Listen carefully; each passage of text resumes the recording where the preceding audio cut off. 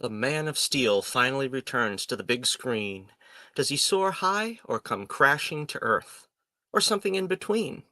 Find out when Johnnie Torch reviews Superman.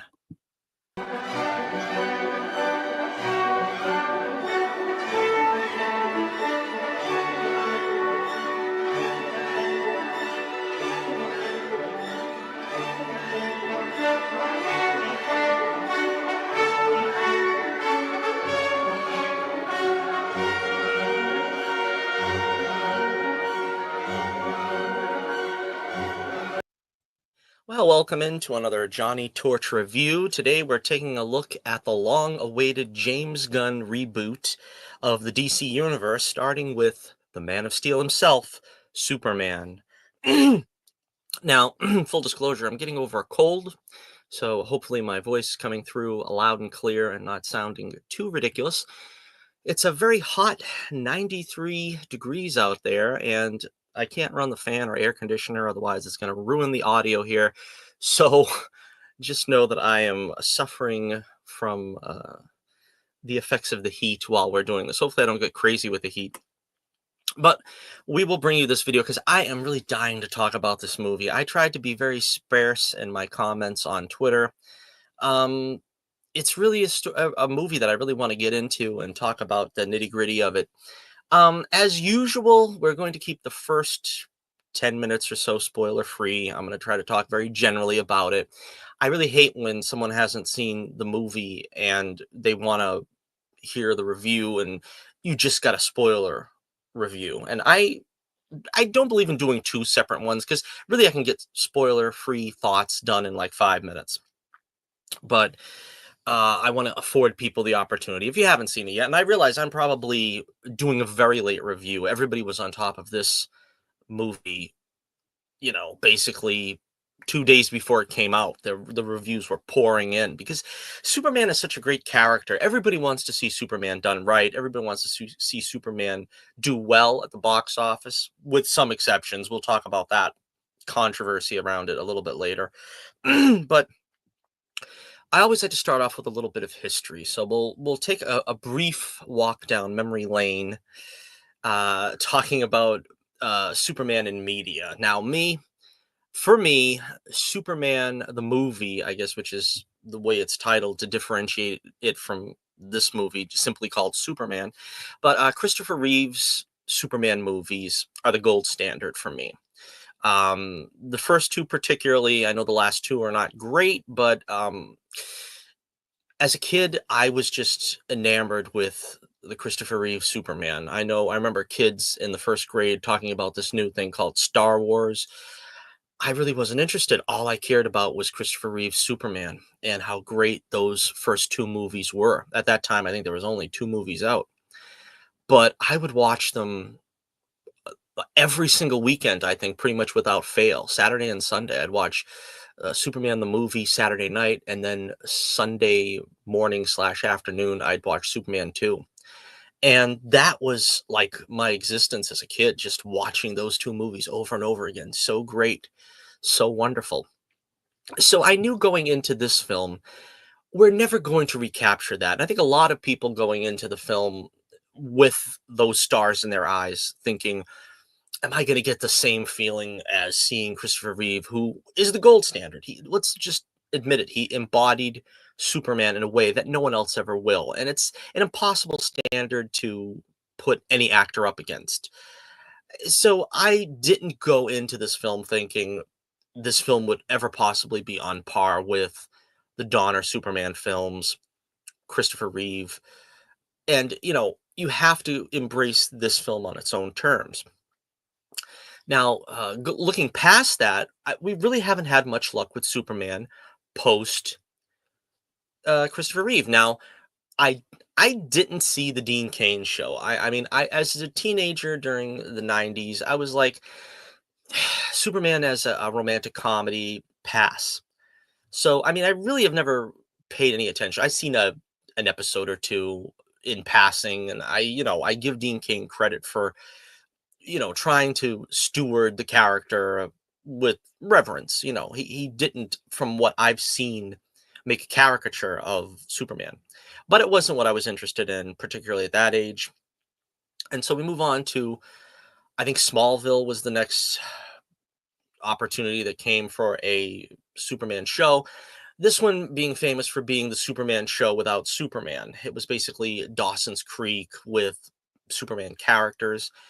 I did not like it, and I'll try to keep this as brief as possible, but the idea for me was that if you're going to do Smallville straight, you do the years of him learning that he's got powers and he's Kryptonian. And, there's an episode where he learns he has X ray vision. There's an episode where he learns he's invulnerable. There's an episode, and you do that for about 3 seasons. And when you've kind of exhausted all the coming of age stuff and he's like about 18, then you move on and become Superman. This show didn't do that. Now, I wasn't interested in the early episodes because to me that's boring. I never really cared for you know, coming of age drama of him learning he has a superpower every week.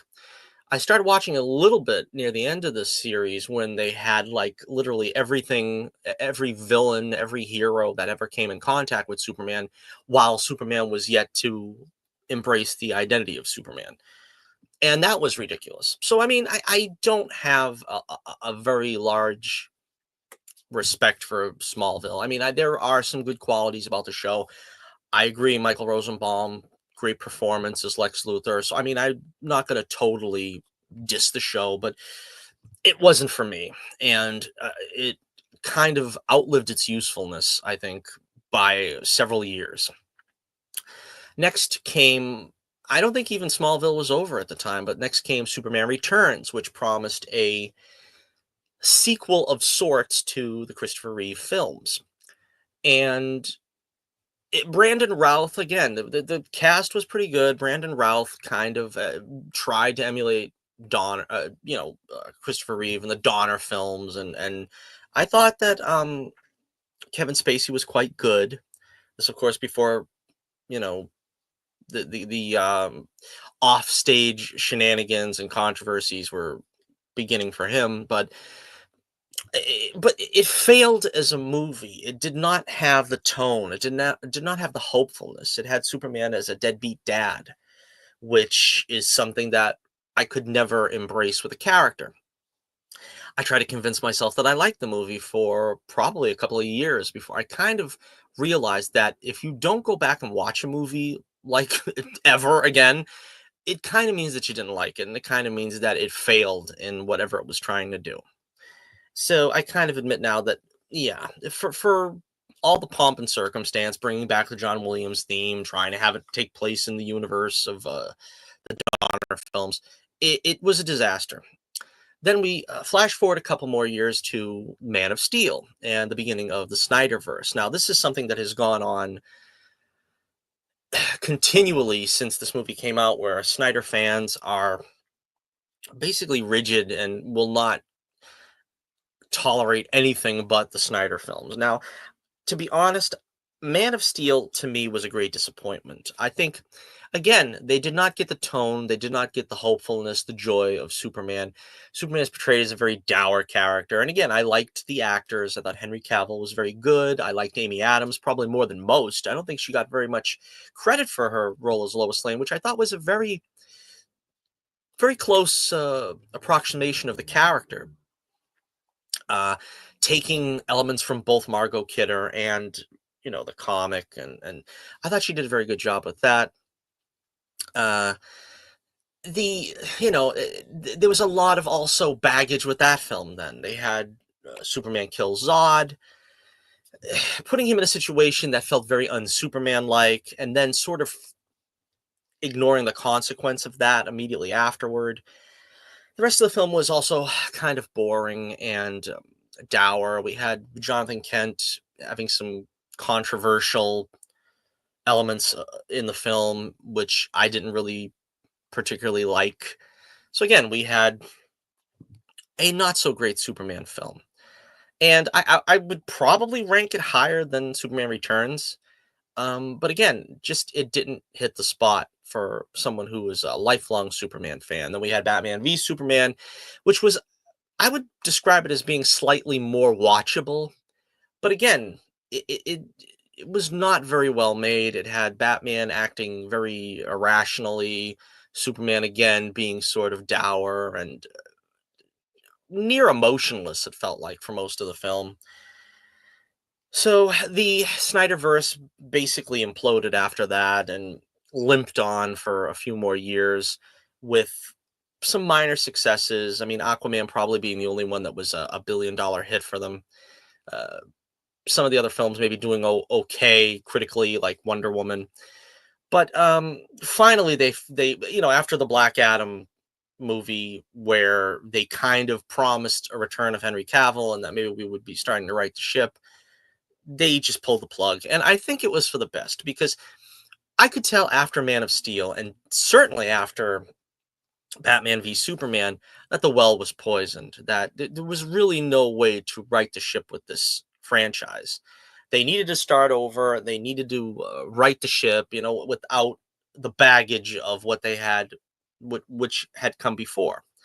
So I was down for that. Now, when James Gunn was, chosen to be this new steward of the DCU, I kind of questioned it because, on the one hand, I believe Gunn has the comic book sensibilities that I think a lot of directors don't have. One of the things I don't like about what DC in particular has done with their properties is they're trying to get these auteur directors. We got Matt Reeves still doing the Batman movies, and like even Nolan before him, and even some of the ones in the Snyderverse, including Zack Snyder, wanting to do their own take on a character. And they don't really care if they deviate from comic lore. Batman doesn't kill. Well, does he? I don't know. Maybe he does in this world. Or, you know, there's a lot of variation that they're allowed. And most of the time, especially coming from the Batman side of the universe, they're always trying to keep it grounded. They're always trying to do less fantastical things. You're less likely to see Mr. Freeze or Clayface or Man-Bat because they can just use the Riddler in a trash bag suit and the Joker with makeup smeared on his face and call that a Batman movie.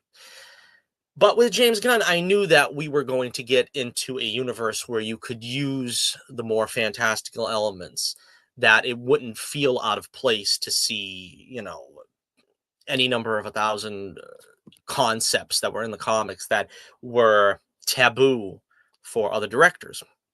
Only problem is that, of course, James Gunn has a tendency to be crude and not entirely family friendly. Let's put it that way.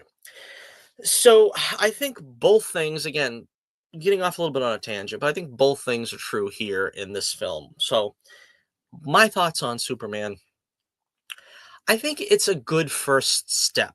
I think this is what the franchise needed. It's not exactly a home run. The way I described it on Twitter is it's sort of like having Super Bowl caliber players, but they can only get to field goal range. We've got a really great cast here. I think David Cornsweet, who has picked up the mantle of Superman, I think he's great. He feels like Superman. He acts like Superman. You don't ever feel like he's not Superman, that he's trying too hard or he's acting out of character. He feels very much like Superman. The same could be said of Lois Lane, Rachel Brosnahan, and Nicholas Holt. Of course, the probably most famous name of them all. He was in the X-Men as Beast. They all feel very much off the page, but the script is pretty sloppy, and I feel like it really doesn't hit a touchdown. You know what I mean? You kind of get there, and I think my brother said it probably best, where he said it feels like the setup for what would ultimately be a better sequel. And I think that probably is true. I think that we've got these characters in place and we kind of know something about them now. Now it's time to pay off on a better sequel. But the film itself is kind of sloppy and it is kind of all over the place.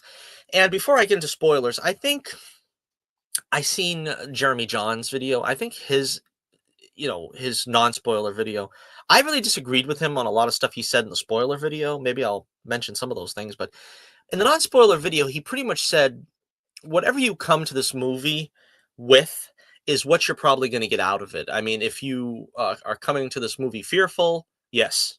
If you're coming to this movie excited, yes. You're going to get as much as you're going to have brought preconceived ideas to this film. If you think Gunn is terrible and all his kind of instincts are going to tick you off here, something fierce. If you come into it thinking, well, we're finally getting a four color Superman the animated series style Superman movie, you're going to be rewarded for looking at it that way because it very much is. So I mean, it's going to depend on what you bring to the film on just how much enjoyment you get out of it, I think. Because it really is all things, to whatever your preconceived idea is, you're going to find it. So again, this is a difficult film to really put a rank on because I don't I've only seen it once, and I think I would need to see it again to really cement my thoughts on it, on what I think it deserves as a rating.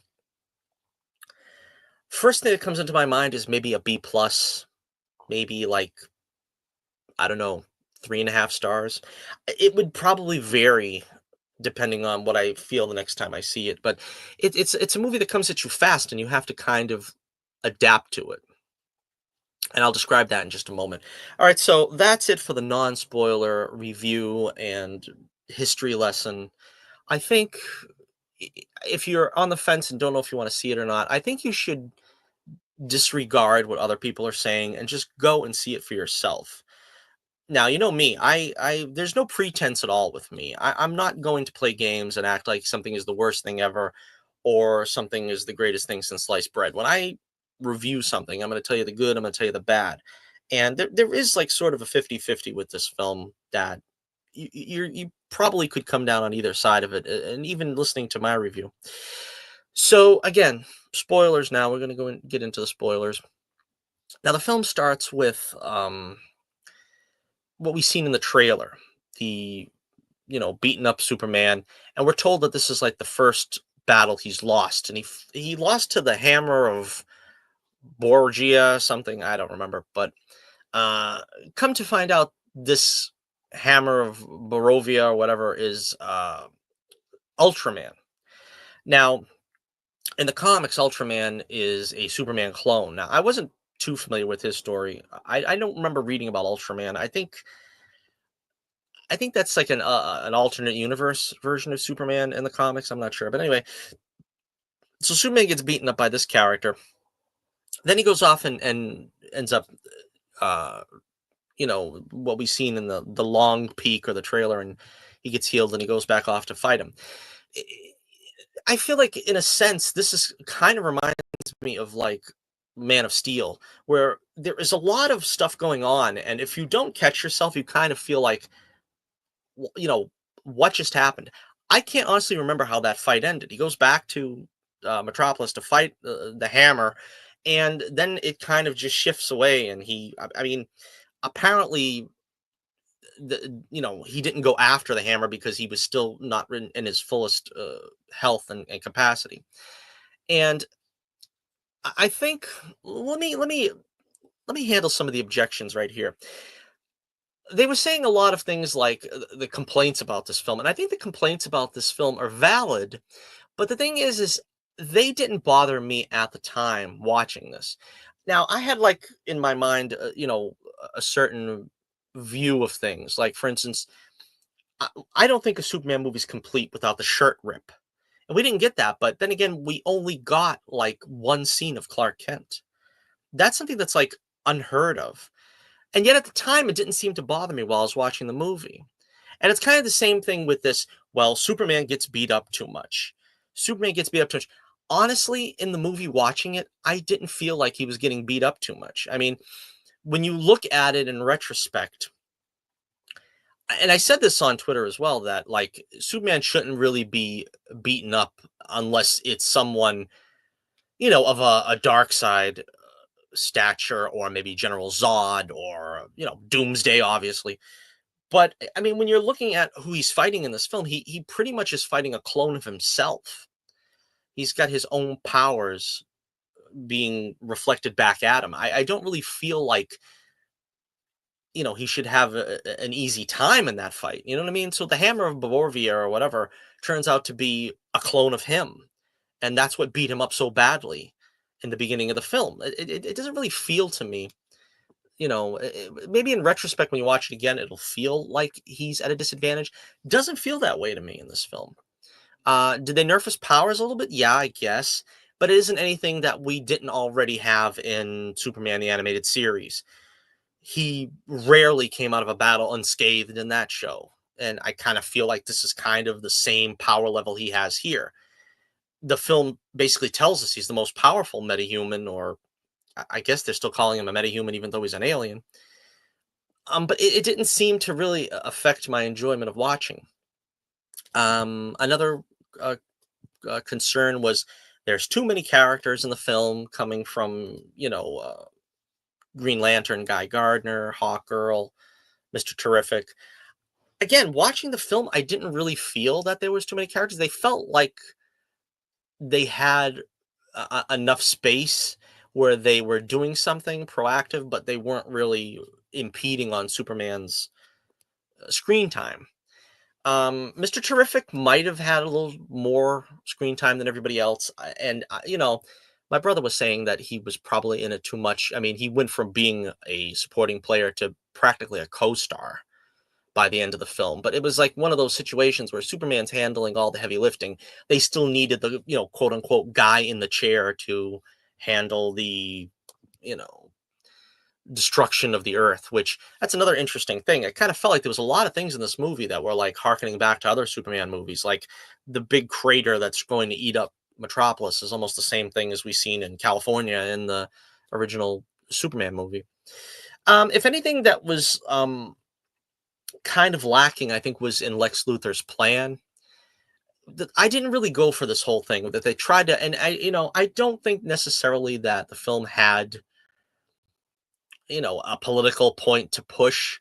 But at the same time, I really didn't feel it with the Civil War or whatever that was going on and this war torn Middle Eastern country or whatever. I kind of felt like that was it was just not interesting. And we kept going back to the prime minister guy, and I don't know, he's causing trouble, and Superman's trying to sort of mediate between these two nations and stuff. I feel like again that's sort of Superman 4 territory. And I felt we got painfully close to that, where it was like moralizing over whether Superman should step in, should he not step in. Of course, we had that long conversation between Clark Kent and Lois, or I should say Superman and Lois. And that scene went on like way too long for me. I felt like I think less was more in that scene. And I think for some reason it just didn't work for me, because if all that we got from that was in the trailer or whatever and just sort of sort of smoothed it out to make it a little more of a scene and not just a couple of clips, that probably would have been all right. But it felt like it went on for too long. And you know I think it shows Lois Lane as in a not so bad light as I think a lot of people were seeing it as in the trailer. I think what they're trying to do is like they're trying to give a reason for why Lois and Clark are, this is like the beginning of their relationship, and she's still treating Superman as a story. And that's kind of the difference between this Lois Lane and the Lois Lane in the, like, for instance, the Christopher Reeve film, the Margot Kidder Lois Lane, is she was in love with him first, you know, sort of at the same time she's trying to get a story. In this case, Superman, we've already it's a very kind of strange situation where she's sort of trying to get the story from Superman, but she already knows his identity and she's already sort of in love with him, but they're on the rocks a little bit. And it kind of felt like this is something that like wouldn't necessarily happen had they done what they should have done, which is shown us Superman and Clark being two different characters that Lois doesn't know are one and the same. I knew this wasn't going to be the case early on from the trailers, that they were going to do it this way. But I mean, that's another reason why this was never going to be like 100% something that I was going to be able to enjoy and get behind, because I like it when it's that dual identity thing. And they sort of try to play with that with Clark acting like, "Oh, you see that, we were talking about Superman, and I think we got Jimmy fooled." And it's like, I don't really, I never was really able to get behind that sort of, I don't know. But the thing is with this film is that they still managed to their credit, make it that Superman and Lois are the item. One of the things that bugs me is when they go the other way and it's Lois and Clark, and that's the way it kind of has to be, because if they're going to get married, it's like you don't have Lois marry Superman. Obviously, she's going to have to marry Clark Kent. But in this film, in sort of the romantic ending where they sort of float up in the air, that kind of is trying to evoke the romance from the Donner films. That's what's good about it, is because you see Lois and Superman. It should always be Lois and Superman. I don't really like when they have like Lois and Clark. And that's the way it kind of has to be, but that's not the way it should be, because if you're going back to the roots, Lois was always in love with Superman. Clark is the klutzy identity, and he should stay that way. Like I said many times online, that Superman is actually a character of three natures. There's the klutzy Clark, which is an act that Clark puts on to dissuade people from thinking that he's possibly Superman. Then there's the bravado Superman, which, he's the all American figure and everything that they don't like to touch in this day and age. But he's the face of superheroes. And then of course there's the third nature, which is the Smallville Clark, which is Clark with his parents. At a certain point with Lois, and they kind of embraced that here. That was another thing that I think worked well. But again, I kind of wish that they would have gone with more of a traditional Superman's in love with Lois, Lois is in love with Superman, and that they didn't kind of have to put the secret identity already out there in front of her. One of the other controversial things, this is another thing that bugged me, was they changed the backstory of Jor-El and Lara, where at the beginning we hear the tape in Kryptonese where he's Jor-El and Lara basically are telling Kal-El that he's going to be sent to a world where he's going to be able to be a champion and protector, and then the message cuts short. And then later on in the film, Lex Luthor breaks into the Fortress of Solitude, and magically is able to restore the tape with the help of the engineer. And the tape apparently says that, Jor-El and Lara decided to send Kal-El to Earth because it would be easy for him to conquer, and he'd be able to take over and sort of repopulate the race, and make Krypton anew in Earth. Now, again, this is like real character assassination from them. I can't get too angry about it, because this is something that could be very easily retconned. But the problem being, since Gunn is in charge and he wrote this film, I don't know if he's going to be willing to take the step to recon something that he, put out there in the first place. Um, they had Mr. Terrific and a bunch of people saying, all the experts agree this is accurate. This is what they said at the rest of that tape. But there could be a lot of different circumstances they could use to pull a retcon on that and not make it official. I think it's one of those things where Gunn has a sort of, he has a sensibility of sort of, we've seen the same thing in like the Guardians films. It's like the origin is never very good, but what you make of yourself after your origin is all that matters. And I feel like he was pulling too heavily on that, with that kind of idea in Superman. That kind of idea doesn't work in Superman. Superman is supposed to be, they were making this big to do also in the media about how he's an immigrant and all the situations going on with immigrants and this and that. Well, the idea is that he did come from a dying civilization. He came here. He brought the ideals of the old country here to America so that he could incorporate what he knows and what he is from his old upbringing and apply it here to America. Now, that's a beautiful story. But when you're changing it and saying, well, they never intended for him to be a champion of his new country, of his new home, you're taking away that element from it. And so I didn't like that. I don't think that was very good at all. But the thing is, like I said, this is something that probably could be addressed in the future. And a lot of people have speculated. I've already seen a couple of things online where people are saying, well, this sounds more like Zod. Maybe Zod was behind this, or Brainiac, and he somehow did this with his technology to make it seem as though that's the problem. I don't know if that's what Gunn was intending, but I mean, they can go back on this and fix it. And I certainly hope they do.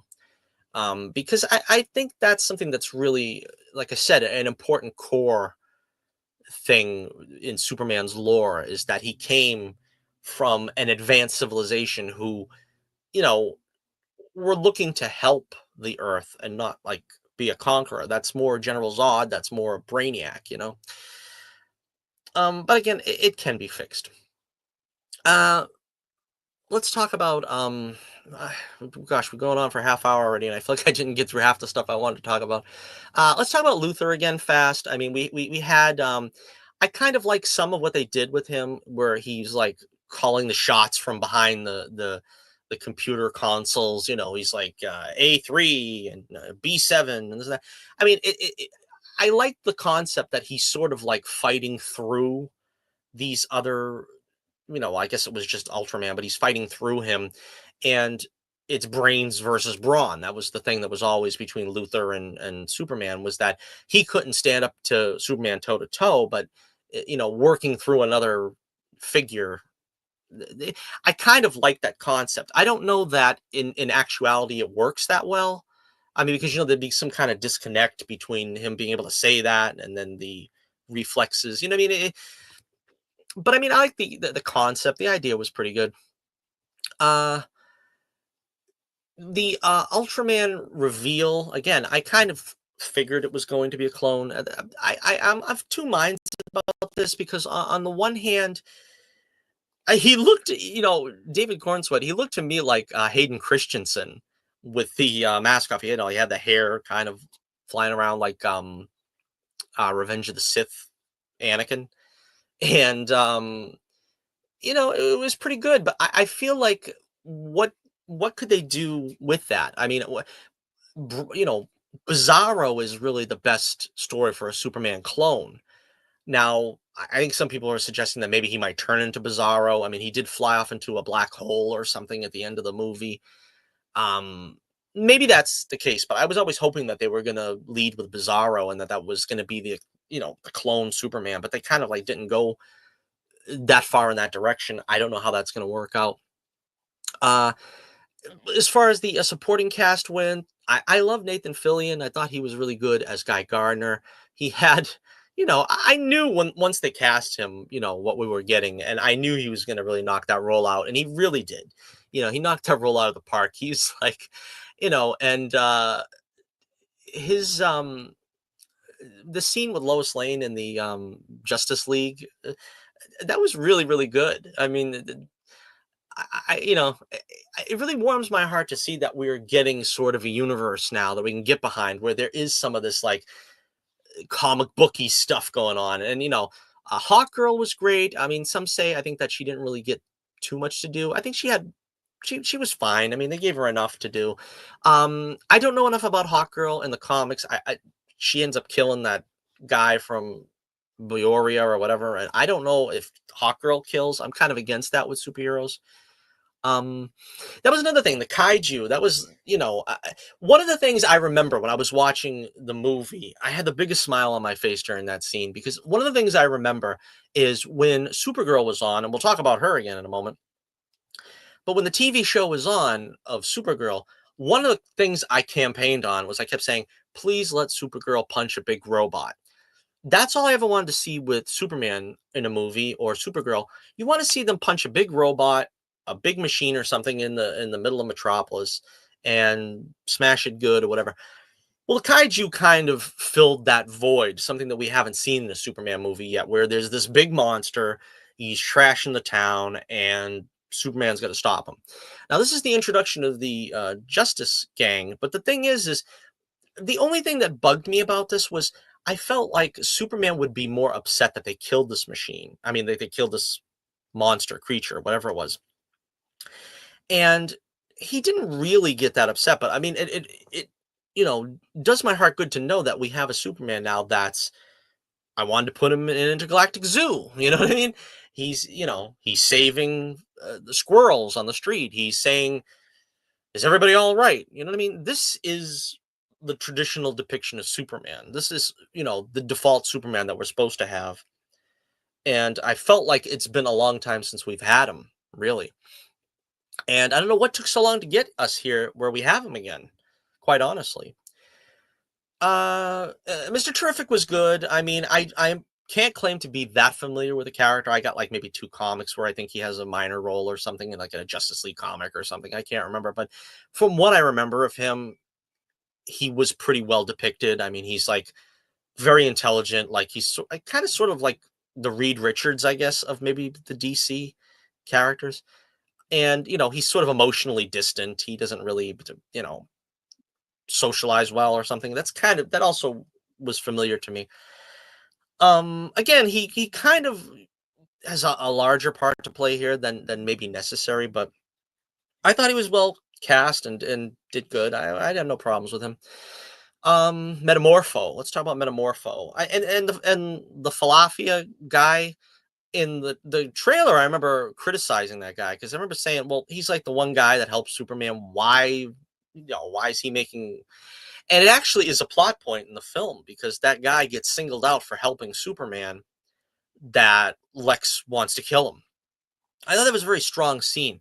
It reminded me a bit of when Luthor kills the detective guy in the first Superman movie and he like pushes him over the train. It's like you forget kind of because the way they've traditionally in the comics they build him up as like a businessman and this and that or whatever. But he's really a ruthless killer, Luther. I mean, he's got no compunction about taking life, and so I felt that was in keeping with him. It was a really sad scene, and that's kind of what breaks Metamorpho, because Metamorpho, of course, he's like being used by Luther to keep Superman under with a kryptonite while he's got Baby Joey prisoner.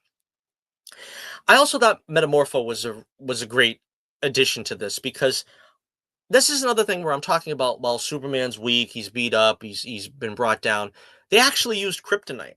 And I said, in the back of my mind, I'm thinking if they beat up Superman and he's like powerless or whatever, and they don't involve kryptonite, that's a red flag for me. You can't just say Superman's weak and help us or whatever if kryptonite isn't involved. Because that's why kryptonite was created in the first place. It's the only thing that's going to lay Superman low. So when they involved Metamorpho and he uses his powers to create kryptonite, again, that's a masterstroke. Who the heck would have thought of that? Let's put Metamorpho in the movie and make him use kryptonite against Superman. Now, I thought we were going to get an origin in Metamorpho for some reason. I don't know why. I should have known better that this movie, they're just going to throw everything at you. But I would like to see the Metamorpho movie. I want to see what's going on between him and Baby Joey, and apparently he's got a wife, and how did he get like that? I mean, I know how he got like that because I know the comics, but I mean, I think there could be a Metamorpho TV show or something, and I would be interested. He was certainly an interesting character. And of course, he ends up helping save the day, and Superman ends up breaking out of the prison. The pocket universe stuff, again, this is another thing that I was like, I don't know. It's the same thing as like the war that Luther was playing both sides of. I felt like it was a little convoluted that we didn't really. I mean, there's this, I don't know, the river of slime or whatever it was there that you can't get into. But then again, Superman gets into it and he's trying to save Baby Joey. It was a good action scene. But again, it's like I feel like there was a more straightforward way of doing whatever they were going to try to do as the backbone of the story. Not some kind of thing about a black hole and a rift in the universe and stuff like that. That was kind of, I don't know, that's kind of inside baseball. I don't know if you want to lead with that. Anyways, Uh, what else haven't we talked about? Well, let's talk about the planet cast. I like them all. They actually found something for Jimmy Olsen to do, and again, the humor in the film is very skewed toward James Gunn. I think a lot of people are probably going to be turned off by some of the humor that is like Gunnisms. For instance, where they're having this big Luther has basically the monkeys typing up social media posts and stuff, and you know, I found it also a little. I found it really odd that they had Superman use curse words, not necessarily like bad words or that he was like saying them to anybody, but I felt like that was out of step with him being golly gosh gee all the time. You know what I mean? It's kind of like you got to pick a lane, one or the other. Either Superman doesn't say anything like that at all, or you don't make him sound like golly gosh gee darn it. Anyway, but and then like the social media posts, and then they're trying to discredit Superman because of the Jor-El tape, and they're trying to say he has a super harem. And again, this is to me because James Gunn's humor is like one step removed from Taika Waititi, and I feel like we played the same game with. I hate to compare the film to Love and Thunder, but the same thing with Love and Thunder. It's like, you know, if you're gonna tell a joke, tell it once and then drop it. Because, like for instance, with Thor: Love and Thunder, they make jokes about an orgy like about 15 times, and I can imagine bringing your kids to this, and some 7-year-old is going to be telling you, "Well, what's an orgy? What's a harem?" You know what I mean? If you're going to say the word once, you can kind of just let it go. But they keep saying it for like 5 or 6 times until you're kind of like, "All right, we got the joke. It's enough, please." And that's what I mean about how Gunn's humor skewers too close to Taika Waititi. And I felt like in a lot of cases where the humor came from was stuff like that, where he didn't know where to end a joke. The stuff with Jimmy Olsen, I thought that was funny. With Miss Tessmacher, which she actually doesn't get named Miss Tessmacher in this film. If you didn't know that she was Miss Tessmacher, you probably wouldn't have made the connection. Now, I don't think Miss Tessmacher in the original Superman would have ever finked on Luther. Some of the comedy, with Jimmy and Miss Tessmacher again was kind of drawn out, but I thought it worked because it actually gave Jimmy something to do. Because when you have Jimmy Olsen in these films, usually, or maybe even in television, I think, unless you're counting the George Reeves films, I mean, the TV show did plenty with him. But post George Reeves, they really don't know what to do with Jimmy Olsen. He's like just the kid that's supposed to be, he's fallen off something and Superman saves him, and it's, stay out of trouble, kid. That's about all he ever got in the movies, like post George Reeves. And they gave him something to do here, which was kind of funny. Um, I can't see Miss Tessmacher actually throwing herself at Jimmy Olsen, but it was funny. I thought it worked. So I mean, I didn't have too much of a problem with that. Um, I don't believe that she would have ratted out Luther if this is the same kind of Miss Tessmacher that I remember from the Christopher Reeve films. I probably was the only one that was laughing in the theater when he's like throwing pencils at her butt. I don't know. That struck me as funny, and she wanted to rat him out in the worst way because he did that to her. And I don't know. Just thinking of it now, I think that's funny. I don't know. That's the kind of humor that maybe wasn't intentioned, but I just thought that was funny. I'm like, she's gonna rat him out now because he got angry and he threw like 3 pencils at her. But and then he's doing the thing there where he's like throwing coffee cups in the ground, clean it up, and then the lackeys were picking it up. I kind of feel like they got Lex Luthor very right in this film, but they didn't really have much to base it on. Now they're basing it on the sort of, I guess it started with John Byrne, the John Byrne version, which is he hates Superman because he's an alien.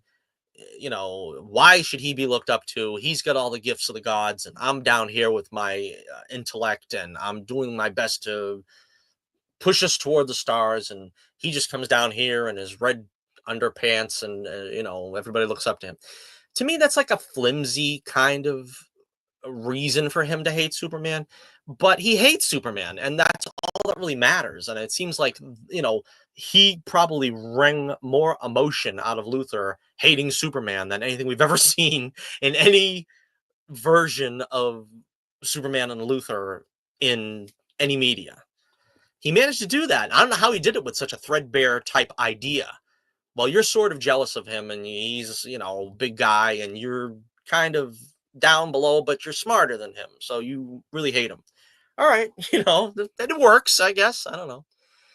And they have that sort of moment when they're like hashing out their ideologies. I thought that was nice. I mean, it didn't go on too long. That's what was good about it. And they, you know, I- again, I didn't feel like we had that moment like the original Superman where, this country is safe again, Superman, thanks to you. He kind of like just gets put in the back of a squad car, and it's like I don't know. It's kind of an ignominious defeat for Luthor in this. Um, they have Otis in the film, of course. I have to mention Otis. Otis was, had a bit part.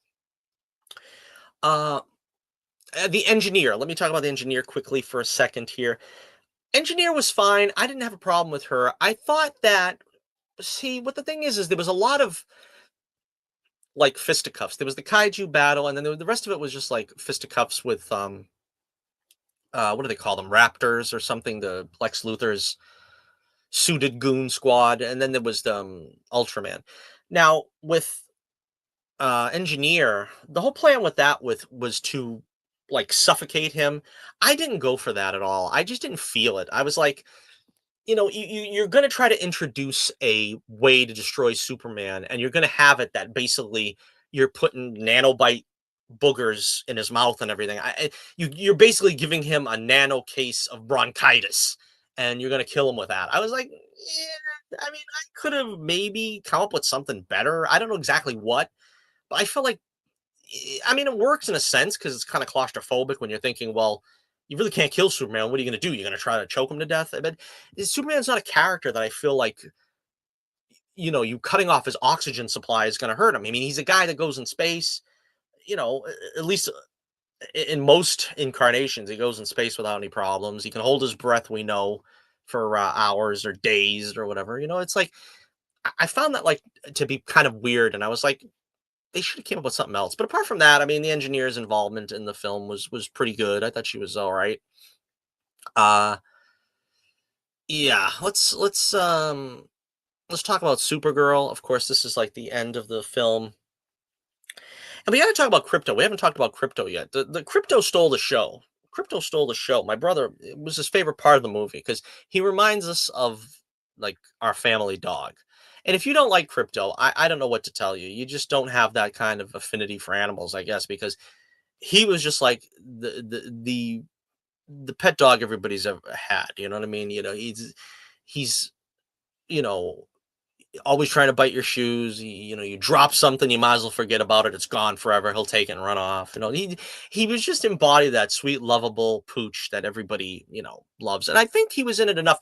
And I mean, I don't think he was in it too much. I think the thing is it was a nice entry for a new Superman film. This is something we've never seen before. This is something a lot of people, like I said, are jaded when it comes to things like this. Oh, it's funny, and it's like we can't have this kind of slapstick humor and stuff in it.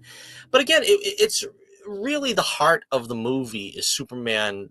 He's in love with this dog, and he's kind of, you know, gives him nothing but headaches, but he's gonna make sure that Crypto is safe.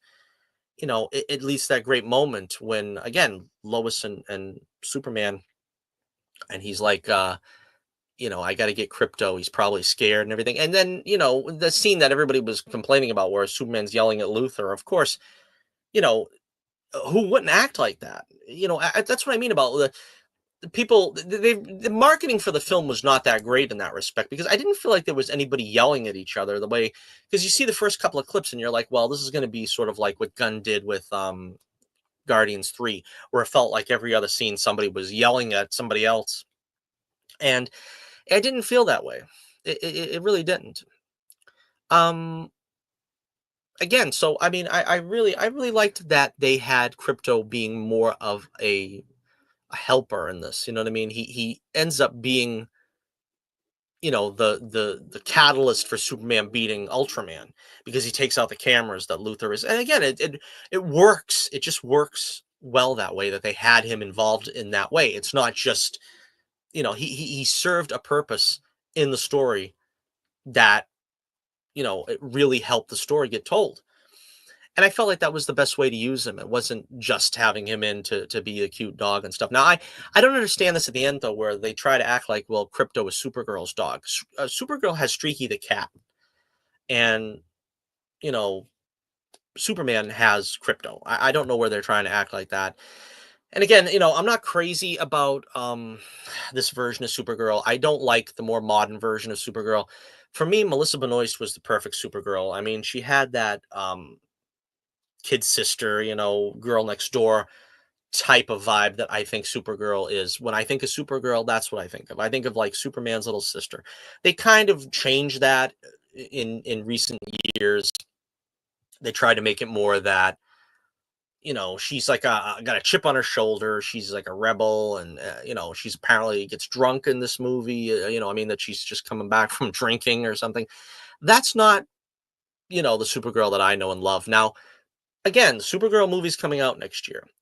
It's possible that they could fix that as well. I mean, if you're going to give Supergirl a character arc where she's misbehaving and then she kind of takes life more seriously, I won't be so uptight about that. But it has to be there has to be some kind of a character arc with her if you're going to get me interested in that character, because I don't see Supergirl as anything but innocent, to be honest with you. Supergirl should remain an innocent, and if Superman is an innocent, she should be too, because she's brought up in his shadow somewhat. I mean, it might be that she's technically older than him, but at the same time, she's been brought to Earth, after he's become this icon, and I don't see her deviating from that uh, at all. So that's just my take on that.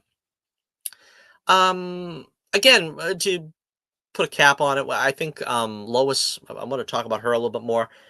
Again, they didn't really have too much time together, Superman and Lois. What they did, I felt counted. Um, I think they got the tenacious Lois Lane, the reporter. That was a good version. I feel like maybe they could have again had a little more screen time between them two. But it feels like a setup movie. I mean, I feel like they really could do more in a sequel. Now, some people I've also heard say that maybe this film could have been longer. I don't think it was not long enough. I don't think it was too long. I kind of felt like it was on the nose for what it needed to be. I just think that things could have been moved around a little bit.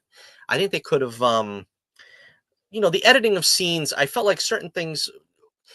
I'm a believer that you have to let a scene play out, that you have to let a scene flow. And I think there was a lot of times, like for instance, in the glass prison or whatever there, that was like intercut with the Lois and Mr. Terrific, and I kind of feel like the sort of the rhythm of those scenes didn't really add up, and I think that's why people feel like maybe it could have used a little bit more time. I think if they let it play out a little bit differently with the way it was stylistically chosen to edit it, maybe that would have been a little bit of a different story. That's just me. I don't know, but I mean, I think it was pretty much on the nose for what it had to be. We didn't get a lot of, but I got a laugh out of Steve Lombard. Perry White was pretty much on point. With they did do the "Don't Call Me Chief" thing. I wanted to hear him say "Great Caesar's Ghost." I was hoping for that at the end, but maybe you could save that for the sequel. Um, was it Cat Grant? She was all right. They didn't really do anything with Ron Troop. I have a feeling they probably had a scene with him too, but they cut it out, and he's just like at the end, and you're like, oh yeah, if you know the comics or whatever, Ron Troop, but he really didn't have anything specific to do. And they get Lois in the spacecraft thing there, whatever that was. I mean, I like having Lois having something to do in this, but it's like again, it's not really tethered to Superman that much. He's like off doing his own thing, and she's off doing her own thing. And I kind of feel like again, I didn't question it while the movie was on because I feel like it works. But like looking in retrospect, I feel like there's a lot more that they can work on in the next film. So, basically, in conclusion, I enjoyed it. That's all I can say. It worked. Now, there's a lot of things to improve on. There's some things that I didn't like. Um, it kind of, it kind of had a low bar to pass because, as I said in the introduction, we haven't had a good Superman like this since, you know, Superman with Christopher Reeve. Now we had Superman and Lois. I didn't even mention that. Superman and Lois again. That was a show that got Superman pretty much right as sort of a oh shucks, I'm just doing my part, ma'am type thing. But again, Superman was 25% of that show. It was mostly about his teenage kids growing up. It was about, Lois's cancer. He's got a bum ticker and life on the farm. Again, we haven't really had this Superman who's young and vibrant and colorful, and he's watching out for the citizens and, helping the little people. And it felt like they finally got Superman. This is the Superman that I've been waiting for since Christopher Reeve.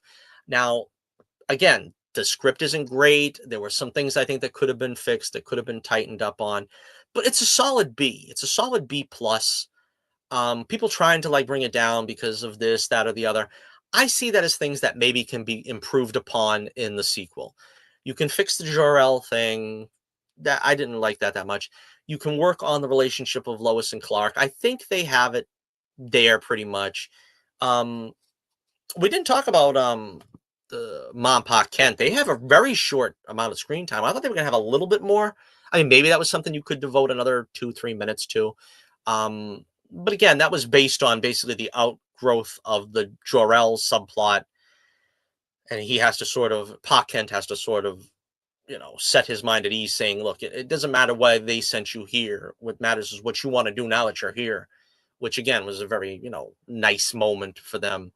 And a lot of people also complaining that maybe their accents were too thick, especially Ma Kent, I think. But again, maybe they could tone it back a little bit in the sequel. But again, I feel like this was a success. I feel like we finally got a Superman that we can get behind, and let's just hope that they can build on it from there. Maybe it's for the best if James Gunn steps back and lets somebody else direct the next one. I don't know what his next project's going to be.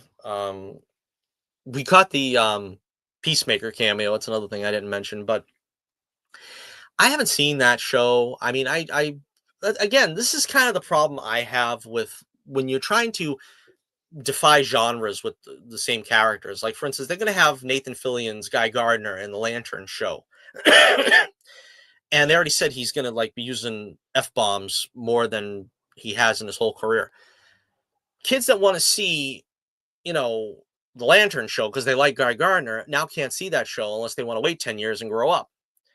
And it's going to be the same thing here. It's like kids that want to see Peacemaker and they're saying, oh, John Cena, and that was a funny scene, the Peacemakers on television. They can't see that other show because apparently that's not for kids. So, I mean, one of the problems is, especially in the DC universe, they have this a little bit in Marvel, but it's not quite at the level. But you can't be pushing the genres into different areas with the same characters. And I understand if you want to make Blade rated R and then he doesn't really cross paths with anyone, or if he does, there just will be less blood. I mean, that's fine. But you can't make a character as nasty as you want them to be in one thing and then not in the other, because then it just doesn't mesh, for continuity's sake. All right, so that's my take on Superman. I hope you feel it was an hour well spent. Again, I'm going to give it a B plus. I'm going to give it like 3.5 stars. I think that's about right.